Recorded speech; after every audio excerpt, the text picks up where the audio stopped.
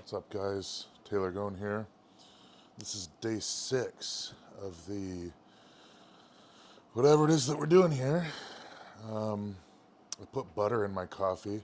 I kind of like that more than I like cream or um, milk. I tried it by accident. I ran out of milk and I put butter in there, and it's actually pretty good.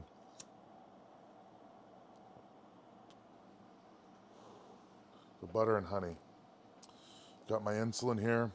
Go ahead and take that.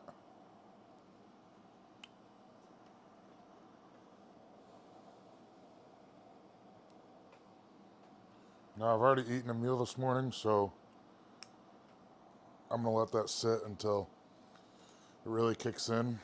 Give it a second, and today I've got my cinnamon toast crunch mixed with about 400 grams of pineapple, one of my favorite fruits for gut health and energy and vitamins and everything, but really just the way that it tastes in general, especially when you mix it with cinnamon toast crunch. It's super fucking good.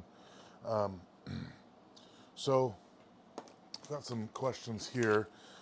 This is it's technically day 4 because this is my back training day. So this is something I want to go over is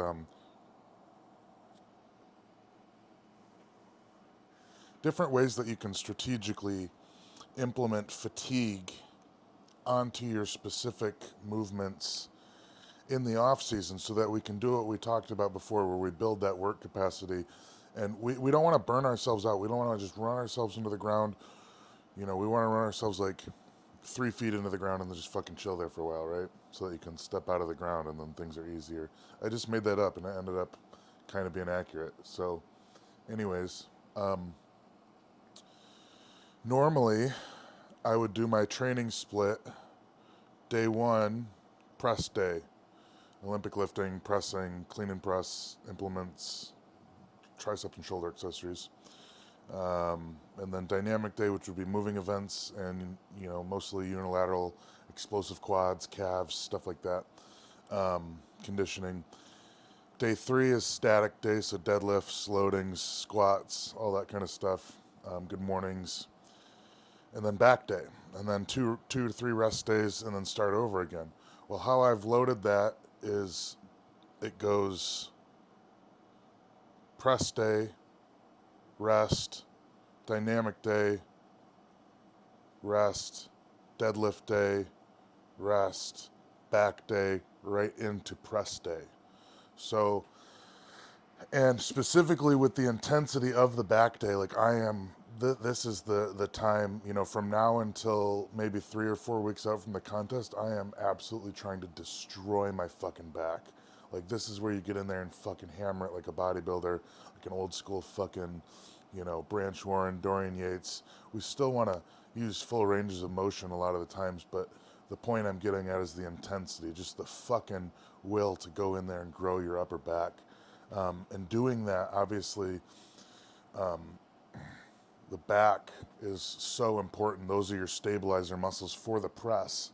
So going into your clean and press day, already really fucked up and fatigued from your back day, in my opinion, is a really good way to just reconfigure that fatigue so you can reorder it later and give yourself some room. So already we have 3 steps there. You can give yourself a day, you can give yourself 2 days and go back to the normal schedule.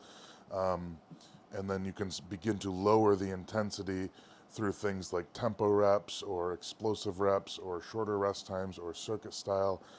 Anything you can do to just take away from the intensity a little bit from that back day, and you can start to see how you're just managing all these different points of fatigue through the week. And that's just such a huge part of programming, right? Programming is just ones and zeros, and you plug them in and it causes the athlete to adapt in a certain way.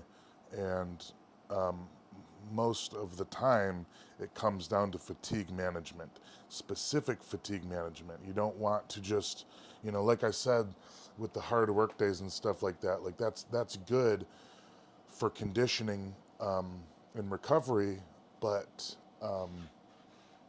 you can only take that so far. You don't want to be working to the point where you literally can't fucking train or you can't get anything out of your training. You want the fatigue to be specific. So here is a very good case where, you know, when I'm training back, I'm imagining myself pressing. I'm doing all these ranges of motion that hit my back in a very specific way that will carry on, you know, through the rest of the week. So having your back basically 2 days ahead of schedule, it's still going to trickle into my deadlift day a little bit, especially when I hit the press and deadlift day back to back like that. Okay, I'm starting to go.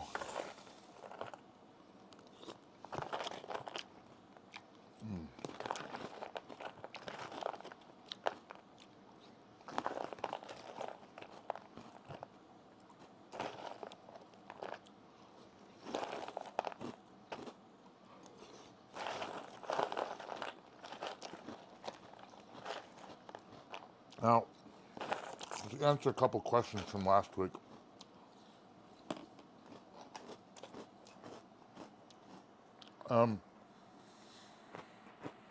my favorite one that I want to go over is, would insulin be a valuable drug for grapplers and wrestlers and fighters to take?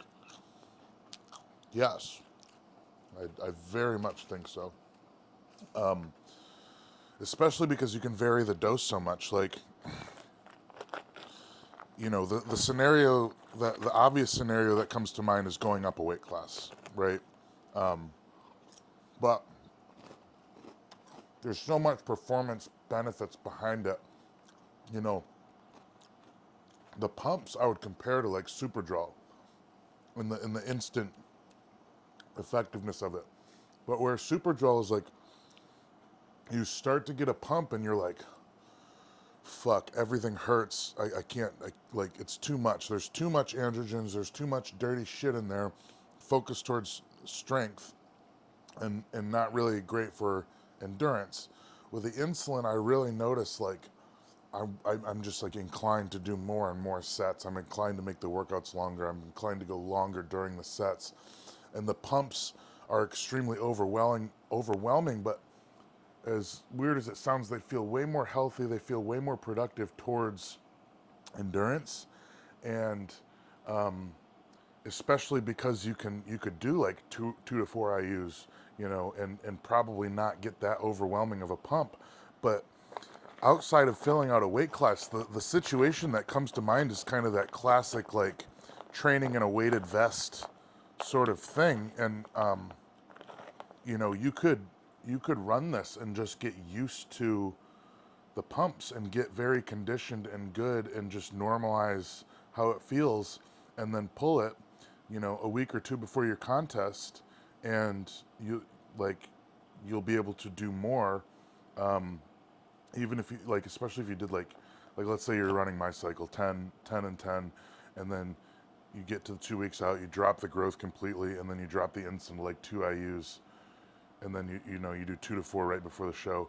You're not gonna get like outrageously pumped from that if you're really used to a normalized, you know, 6 to 10 dose through the week, especially when you take the growth hormone out, because that's what really, in my opinion, causes the pumps, like all day, fucking hand swelling, ankle swelling, you know,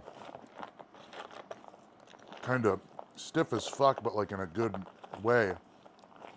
The insulin is much more, you know, and you take it and you got your window to eat and you got your training session, and then you can feel how full it keeps you afterwards, but it's really just, you know, whatever the timing on that insulin is your window to fucking train and make use of it. So if we're doing this fast acting stuff like I'm doing, you know, it's my window's about 30 minutes to get all these carbs in, and then, you know, 2 or 3 hours to train. If I train past that, yeah, I'm gonna fucking like get a little bit better pump, but it won't be nearly as what it would be if I were to train in my window. So that leads into the next question, which is basically like, is there different benefits from the longer to shorter acting insulin compounds? And on paper, no, it's gonna build the same amount of muscle, probably ish. But there's specific cases where you would want shorter acting. For example, like if you don't want to put on weight and you're kind of stuck at your weight class and you can't put on too much more weight, you might want that fast acting one, because you're not going to have much carbs in your day outside of around training if you're truly capped out, truly fucking developed and lean, and you can't go much higher, otherwise you can't make the cut to your weight class. If you're in that situation and you're running such low carbs to maintain this, then I would say this is a good situation to use fast acting insulin, so that you can just really fucking get everything that you can out of your training session, and you can put every bit of carbs that you really have for the day into the training session. Now, that's a pretty extreme and specific example.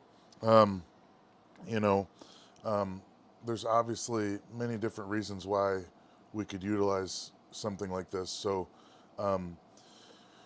I'm going to cut it here. I'm trying to keep these videos, between 10 and 12 minutes.